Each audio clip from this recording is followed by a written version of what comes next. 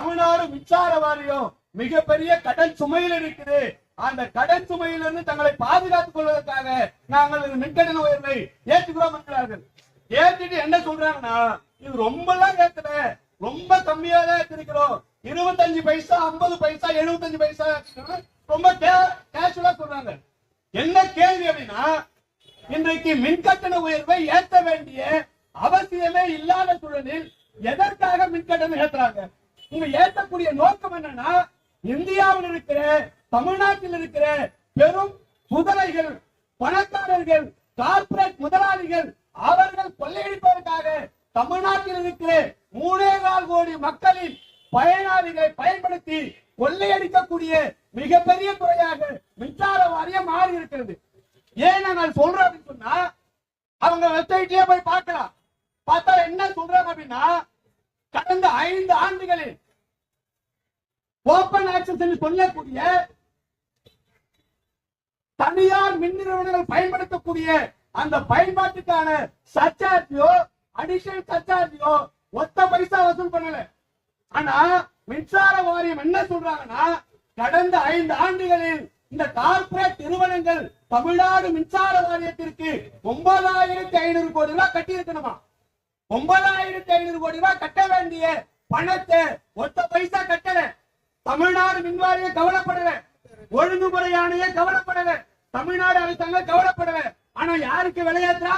இந்த நாட்டில் இருக்கிற சாதாரண ஏழை எளிய உழைப்பாளி மக்களுக்கு விளையாட்டுறா.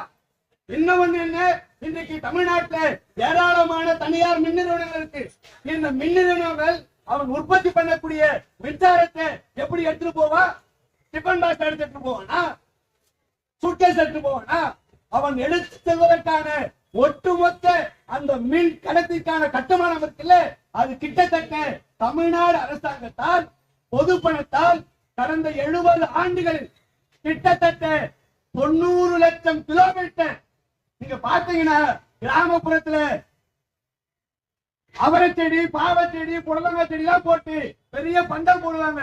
அது மேல எல்லா கொடியும் படந்து காய் காய்க்கும். அந்த மாதிரி தமிழ்நாடு முழுவதும் 9 லட்சம் கிலோமீட்டருக்கு மின்சாரத்தை கடத்துவதற்கான அடிப்படை கட்டுமானங்கள் லைன் போடப்பட்டிருக்கு. கிட்டத்தட்ட 4 லட்சம் டிரான்ஸ்பார்மர் இருக்கு, 2000 சப்ஸ்டேஷன் இருக்கு.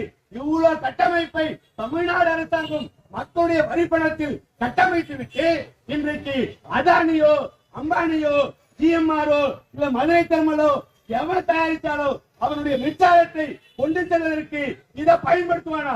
இதுக்கு காசு வாங்க மாட்டான். உண்மையில சின்ன உதாரணங்க, என் வீட்டுல வயல் இருக்கு, கிணறு இருக்கு, பம்ப்செட் இருக்கு. பக்கத்துல ஒரு ஆள் வயல் வச்சுக்கிறாரு, அவருக்கு கிணறு கிடையாது, பம்ப்செட் கிடையாது, கால்வாய் கிடையாது. என் கிணத்துல இருந்து மோட்டர் போட்டு பம்ப்செட் போட்டு கால்வாய் வழியா அந்த ஆளுக்கு தண்ணி கொடுத்தா அவன் எனக்கு என்ன கொடுக்கணும்? காசு கொடுக்கணும் இல்ல, இல்ல விளையில ஒரு பங்கு நெல்லு கொடுக்கணும் இல்ல. அவர் எதுவுமே கொடுக்க மாட்டாரு, எல்லாத்தையும் பயன்படுத்தி பாருங்க. அதுக்கு பேர் அயோக்கிய. அவர் தமிழ்நாடு அரசாங்கம் எதற்கு கையை கட்டி வேடிக்கை பாக்குறீங்க? இந்த கார்பரேட் முதலாளிகளிடம் நீங்க வாங்கினீங்கன்னா 9,500 கோடி ரூபாய் மிச்சமாகும் இல்ல. என்ன சொன்னாங்க போன ஆண்டு? தமிழ்நாடு மின்சார வாரியத்திற்கு 18,000 கோடி நஷ்டம் தான். 18,000 கோடி நஷ்டம். 9,500 கோடி ஒரு 5-6 பேர் சாப்பிட்டு போனாங்க. என்னடா பண்ணீங்க? என்ன பண்ணீங்க? 9,500 கோடி 5-6 பேர் சாப்பிடுறா. 18,000 கோடி நஷ்டம் சொல்லி கடந்த ஆண்டு ஏற்றின மின்கட்டண உயர்வால் 7 மாசத்துல தமிழ்நாடு மின்சார வாரியம் வசூல் செய்த தொகை 14,500 கோடி. 18,000 கோடியில 14,500 கோடி வர வந்துச்சுன்னா மீது எவ்வளவு இருக்கணும்? 3,500 கோடி தானே இருக்கணும். இந்த ஆண்டு கணக்கு சொல்றா 24,000 கோடி நஷ்டம். எப்படா நஷ்டம் வந்துச்சு? எதனால நஷ்டம் வந்துச்சு? அம்பானி மாறி, அதானி மாறி, எடப்பாடி மாறி இவெல்லாம் கூட்டி கலவரம் பண்ணி எல்லாத்தையும் கொள்ளையடிச்சிருப்பா. அதானி பண்ணாரு இல்ல,